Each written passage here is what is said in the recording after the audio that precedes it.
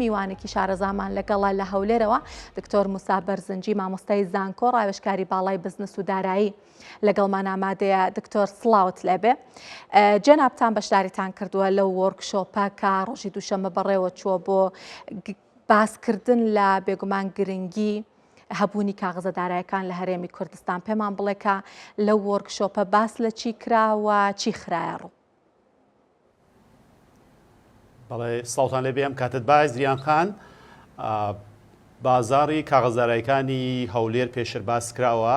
وەکو بەڕێز باسک لە 2008ەوە 2009 پرۆژەکەی و بیرۆکەکەی دەستی پێکرد، بەڵام لە 2014شەوە بڕیاری لەسەردرا کە کارا بکرێتەوە، بەڵام بە هۆکاری دارایی سیاسی یاخود یاسایی و چەند کەم و کۆڕەیەکی تەکنیکی تا ئێستا بازاڕی کاغەزدارایەکانی هەرێمی کوردستان، من ناوێنم بازاڕی کاغەزدارایەکانی کوردستان باشترە هەتاوەکو بازاڕی کاغەزدارایەکانی شارێک یان هەولێر یان شوێنێک. و ئێمە بەڕاستی ئەو پرۆژەیە کە دەستی پێکرد کۆمەڵێک کۆمپانیا و وەبەرهێنەر و حکوومەتی هەرێمی کوردستان لەگەڵ چەند ئاکادمیک دەستیان کرد بە ئامادەکردنی پرۆپۆزەڵەکەی بە شێوەیەکی زۆر ڕێکۆپێک. وەزارەتی دارایی هەرێمی کوردستان هەمان شێوە، بەڵام کارە نەکرایەوە. ئەم ساڵ 2025 هەتاوەکو ئەم ساڵ وەزارەتی دارایی هەرێمی کوردستان تیمی ئابوووریەکەی دەستی کرد بە چەند وەرکشۆپێک لە سلێمانی،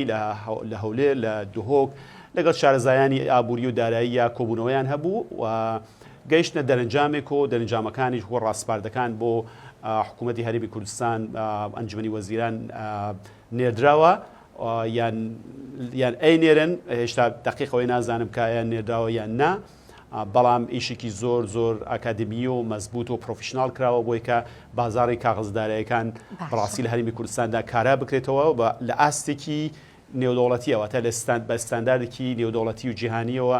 بکرێتەوە، لەبەر ئەوەی کە گرنگە بەڕاستی. زریان خان توان بڵێم پرسیاری سەرەکیەوەی بۆچی گرنگە بۆ بەڵێ هەر دکتۆر بن ئێستا بۆ ئەوە ویستم قسە بە جەنابتان ببڕم بۆی کە بڵێم دکتۆر ئەسڵەن پێمان بڵێ هەبوونی ئەم بازاڕە بۆچی گرنگە، کاریگەریەکانی چی ئەبێت بۆ کوردستان با بڵێن؟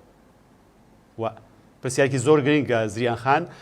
چەند هۆکارێکە. هۆکاری سەرەکی یەک، ئێمە لە کوردستان و لە ئاستی عێراقیشدا ئێستا پارەیەکی خەوتوو من ناوێنم یاخود سەرمایەیەکی مردوومان هەیە، پارەیەکە خەڵک لە ماڵەوە هەیەی دایناوە بەبێکەوە بەرهێنانی تێ بکە بە بێ خەمڵاندنێک نزیکی 100 میلیارد دلار لە هەرێمی کوردستان و لە عێراقدا ئێستا پارەیەکی من ناوێنیم پارەی مردووە لە ماڵەوە دانراوە لە بابڵین لە هەر شوێنێکەوە لە قاسەبێ یا لە هەر شوێنێکەوە شاردراوەتەوە یا دانراوە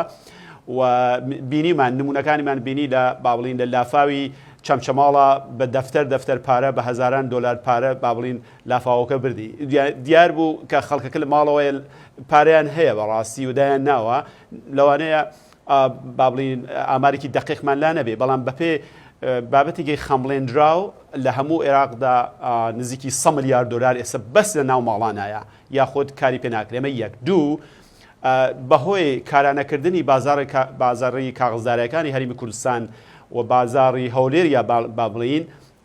ئێستا نزیکی تریلیۆنێک دلار واتە 100,000 دەفتەر پارە بەڕاستی بە هەردەردراوە یاخود جۆرەکان و بەرهێنانی دارایی لە هەرێمی کوردستاندا نەکراوە. ئەوە وەکو داتایەکە ئەوەیە ساڵانە بەهۆی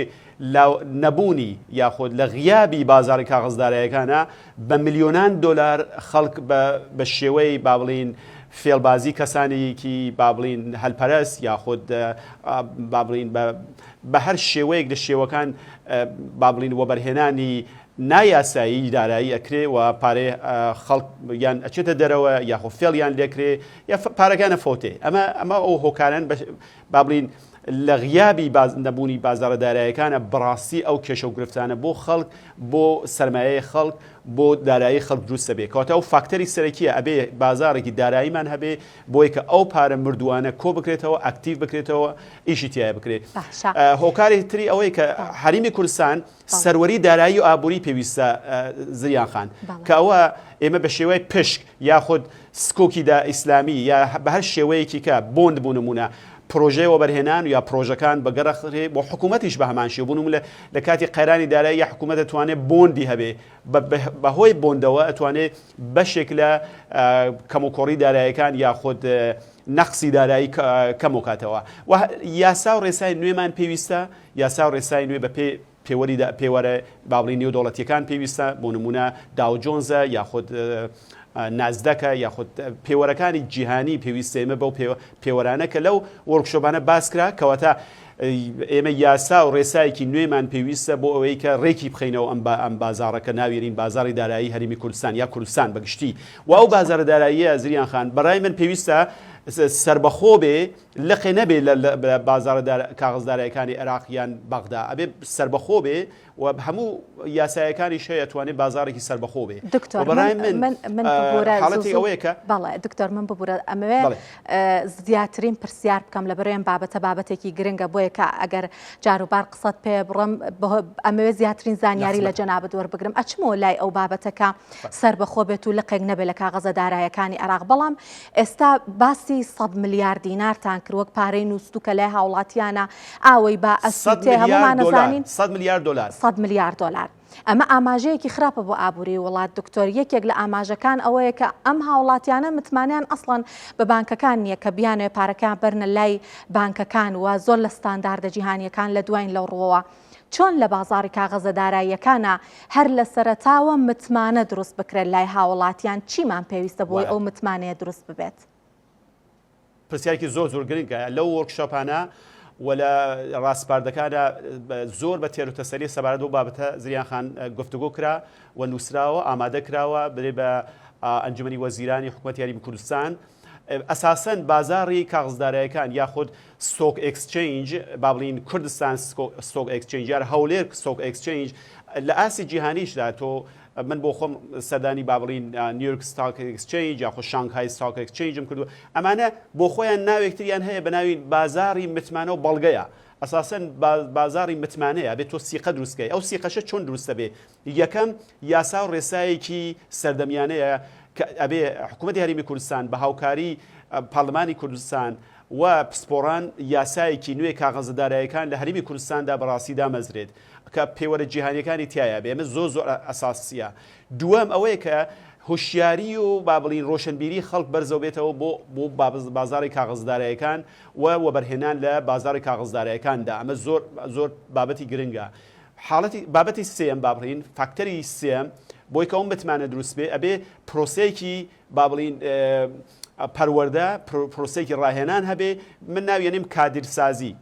کادرە بێ کادر دروستکەی کادری وەبەرهێنان دروستکرێ کادری ئەو خەڵکانەی کە لە بازاری کاغزدارەکانی هەرێمی کوردستاندا ئەبێ ئیشکەن و جێ متمانە بن جسیقە بن ئەبێ لایسنسیان هەبێ ئەبێ ئیجازەیان هەبێ هەر کەسێ ناتوانێت بچێت لەو ئیشکە ئەو فێڵبازیانەی کە باسمان کرد بە میلیۆنان دلار ساڵانە بە فێڵ و قۆڵبڕین لە هەرێمی کوردستان دەکرێ یەکی لە هۆکارەکانی ئەوەیە کە ئەو کەسانە کادری با بڵین پەروەردەیی یا کادری ڕاهێنراوی هەرێمی کوردستان و لەلایەن حکوومەتی هەرێمی کوردستانەوە نین و یاسا و ڕێسایەکیشمانیە بۆی کە لایسنسیان بدەیتێ نمونەیەک بۆ بڵێم وانەیە کە لە با بڵین لە نیویۆرک ستۆک ئەکسچێنجن با بڵین بازاری کاغزدارەکانی نیویۆرکن بۆ هەموو ئەمریکا ئەبینین لەوێ هەموویان ئەبێ لایسنسیان هەبێ و تەنانەت ئەوانەی کە ئابووری ناسن نزیکەی 350 ئابووری ناس لەوێ بەس ئیشەکە ئەوانش ئەوێ بە جۆرێکە بێ لایسنسیان هەبێ بۆی کە متمانە دروست بێ بەڕاستی وتم بازاری متمانە و بازاری بەڵگەیە ئەبێ بە یاسا ڕێک بکرێ بە پەروەردە بە ڕاهێنان و حکوومەت و کارتی تایبەت و هەموو لایەنەکان بەڕاستی پێکەوە بتوانن ئاسی ڕۆشنبیری خەڵک زیاد بکەن ئەساسەن من ئەوە زۆر بە کورتی ئەو بڵێم بازاری کاغزدارەکان بۆ هەرێمی کوردستان وەکو بژاردە نییە وەکو پێویستیەکی سەردەمیانەیە کە ئێمە دەبوایە 20 ساڵ لەمەوە پێش بەڕاستی دامان بەزرانایە ئەگەر زۆر کەس پرسیار لە منەکەڵێ کەی بازارە دارایەکانە بێ دامەزرینی منەڵێن 20 ساڵ لەمەوە پێش دەبوایە زووتر دامان مەزرانایە بەڕاستی هەموو 100 میلیارد دلارە میلیاران دلاری کە بەڕاستی لە هەرێمی کوردستاندا ئیسtisمارەکرا و بەرهێنانەکرا لە پرۆسەیەکی زنجیرەیی و بەرهێنان لە هەرێمی کوردستانە بۆ پرۆژەکان بۆ کارتی تایبەت بۆ حکوومەت باج بۆ حکوومەت ئەساسەن جوڵەیەکی ئابووری داینامۆیەکی گرنگی ئابووری بۆ هەرێمی کوردستان دروستەکە جۆرێک لە جۆرەکان ئابووریکی زۆر بەهێز دروستەکە. من ئەمەوێت سەرەتا پێشێ بچمە لای ئەم پرسیارەی ترم پرسیارێکی بەڵێ و نەخێر لە جەنابتان بپرسم باسی پێویستی بازاری کاغزەدارایەتەکانتان کرد لە هەرێمی کوردستان کە ئەبێ 20 ساڵ بێ هەبوایە ئەوەندەی ئێوە بزانن تاوتوێتان کردووە لای بەرپرسان لایەنی بەرپرس و پەیوەندیدار هەست بەم پێویستیە کراوە هەستەکەن کە ئەو پێویستیە هەیە بۆ هەرێم؟ بەڵێ بەتاکید لەو وەرکشۆپەی کۆتایی لە هەولێر بەڵێ. باشە دکتۆر ئەمە بچمە لای پرسیارێکی گرنگتر باسی سربەخۆی بازارەکەتان کرد وتان نابێت لقێک بێت لە بازاری کاغزەدارایەکانی عێراق بۆچی گرنگە کە ئەم بازارە سربەخۆ بێت و چه زیانێکی ئەبێت ئەگەر لقێک بێت لە بازاری کاغزەدارایەکانی عێراق؟ زۆر گرنگەوە ئەوە یەکەمەوەی کە من پیشنیازم کرد بۆ خۆم پیشنیازم کرد بەڕاستی هەولێر ببێ بە هۆبی بازارەدارایەکانی هەموو عێراق با پێڵێن هەولێر فاینانشال هۆب بێ بەڕاستی لەبەرەوەی کە لە ئاسی جیهانیە کە تۆ سێرەکەی وەبەرهێنەرە بیانیەکان چونکە ئێمە دوایی بازارە کاغزدارەکان دروستکەن ئەبێ پەیوەندی لە ئاسی جیهانیە بێ خەڵکانی کە لە دەرەوەش وەبەرهێنانەکەن لە کوردستان یان ئەو کوردانەی کە لە دەرەوەی لە ئەوروپان لە ئەمریکان لە وڵاتانی کەش وەبەرهێنانەکەن. هەولێر و کوردستان ناوبانگێکی باشتری هەیە هەم لە ڕووی ئاسایش و سەقامگیریەوە هەم لە ڕووی ناوبانگەوە ناوبانگێکی باشتری هەیە کەواتە ئێمە پێویستەکە ئێمە بازارێکی سربەخۆمان هەبێ نە لەقێک لە عێراق و ئەمە دژی یاساکانی عێراقیش نییە هەموو یاسایەکانی بازارەدارایەکە ئۆراقی مالی عێراقی هیچ بابڵین تەناقۆزێکی تایە نییە بە هیچ جۆرێ باسیش کرا لەوێ و یاسای زۆرمان هەیە بەڕاستی ئەکرێت ئێمە بازارەدارایەکانی کاغزدارەکانی هەرێمی کوردستانمان بە شێوەیەکی سربەخۆ و هەولێر ببێ بە بابڵین سنتەر و ببێ بە هۆبی ئەو فاینانشال مارکتە یاخود بازاری داراییەکانی هەموو کوردستان لە هەولێر بێ و تەنانەت هەولێر ببێ بە هۆب لە هەموو عێراقدا وەکو ئەوەی کە لە وڵاتێکی وەکو فیدرال وەکو ئەمریکا نیویۆرک هۆبە وابڵین هۆب مەبەستمەوەی کە سنتەری بازاری کاغزدارایەکان نیویۆرکە لە چین بە هەمان شێوە شانگهایە لە وڵاتانی کە بابڵین ئەگە سەیری بکەیت لە ئەوروپا و لە وڵاتانی کەشە بە هەمان شێوە سنتەری ئەو بازارانە شارێکە کە بابڵین لە پایتەخت نییە و نابێت لە پایتەختیش بێ لەبەرەوەی کە تۆ بێ سنتەرێک دروست بکەی دوور بێ لە سیاسەتیش تەنانەت یعنی پایتەختی سیاسی عێراق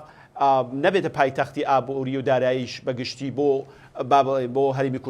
کوردستان ئەتوانێت بە شێوەیە سربەخۆ بازاری کاغزدارەکانی هەبێ و دەبوایە زووتیش دەستمان پێکرایە و هیچ کێشەیەکی یاسایی نییە تەنیا لەوانەیە بڕیاردانێکی هەبێ و لە ڕووی تەکنیکیەوە و لە ڕووی کادرسازیەوە و لە ڕووی ڕاهێنانەوە ئەو بابڵین ئەو ژینگەیە بۆ فراهەم بکرێت کە بتوانێت بەڕاستی جوڵەیەکی ئابووری و جۆڵەیەکی دارایی و بەرهێنان لە هەرێمی کوردستانە دەست پێ بکە و ئەوە وەکوتم بژاردە نیە بەڕاستی پێویستیکی هەنووکەیی پێویستیکی مێژوویە و پێویستیکی ئابووری و سەردەمیانەیە. باشە دکتۆر با هەڵسەنگاندنێکیشمان بۆ بکە لە بازاری کاغزەداراییەکانی عێراق ئێوە وتان کە ئەو بازارە بێ ئەسڵەن دوور بێ لە ناوەند بۆی دوور بێ لە سیاست بەڕای ئێوە بە هەڵسەنگاندنی ئێوە بازاری ینی پێنوێنیەکانی بۆرسەی عێراق زیاتر لەژێر کاریگەری چیایە؟ ئایا لەژێر کاریگەری سیاستایە یان نەوتە یان ئەدای کۆمپانیاکانە؟ ئێوە چ بۆ چوونێکتان هەیە لەم بارەیەوە؟ بەدڵنیایە بازاری کاغزدارەکانی عێراق وەکو هەمووان نەزانی بەڕاستی لە ناتجی قومی یاخود GDP عێراق باشە زۆربەی هەرە زۆری لەو نزیکەی 120 میلیارد دۆلارەی وە زیاتریش بابڵین ئەوەیە وەکو بودجێ وەکو موازنەیە بەگشتی GDPەکەی کە نزیکەی 280 بابڵین میلیارد دۆلار بێ ئەوانە بەڕاستی کاریگەری ڕاستەوخۆ هەیە لەگەڵ نەوتە. هەرێمی کوردستانیش بە هەمان شێوەیە بەڵام کردنەوەی ئەو بازارە هەرێمی کوردستانە جۆرێک لە فرەچەشنەیش دروستەکە بەڵام لە عێراقدا بەڵێ کاریگەری سیاسیش هەیە و کاریگەریە بابڵین لایەنە دارایی و لایەنە ئابووری و بابڵین جۆرێک لە من ناوێنم ئابووری بازار بۆ شێوەیە کە لە هەرێمی کوردستاندا هەیە لە عێراقدا بەڕاستی نییە ئەوەی کە من بەدیم کردووە من ناوێنم جۆرێک لە بابڵین دەستێوەردانی لایەنەکان لایەنە سیاسیەکان یا دەستێوەردانی حکومیش هەیە بە شێوەیەک لە شێوەکان لە بابڵین لە بازاری کاغزدارەکانی بەغدا و لە هەمان کاتە من بۆ خۆم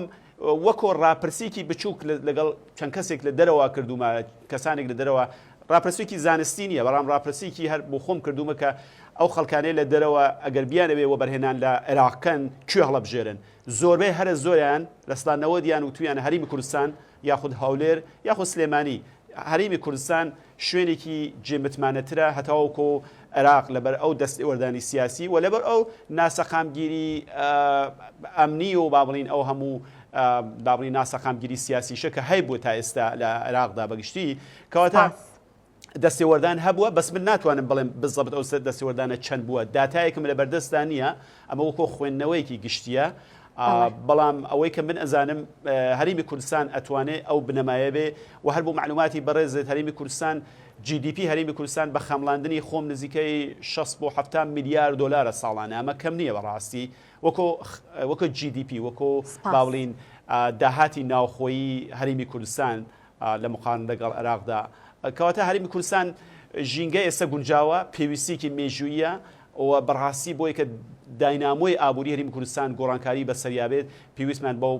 بازاری کاغەزدارەکان لە هەریمی کوردستانە، بەڵام بە ئاستێکی نێودەوڵەتی و بە ئاستێکی جیهانی و بە پێوەرە جیهانیەکان. زۆر سپاس دکتۆر موسا بەرزنجی مامۆستای زانکۆ ڕاوێژکاری باڵای بزنس و دارایی کە لە هەولێرەوە لەگەڵمان بوون.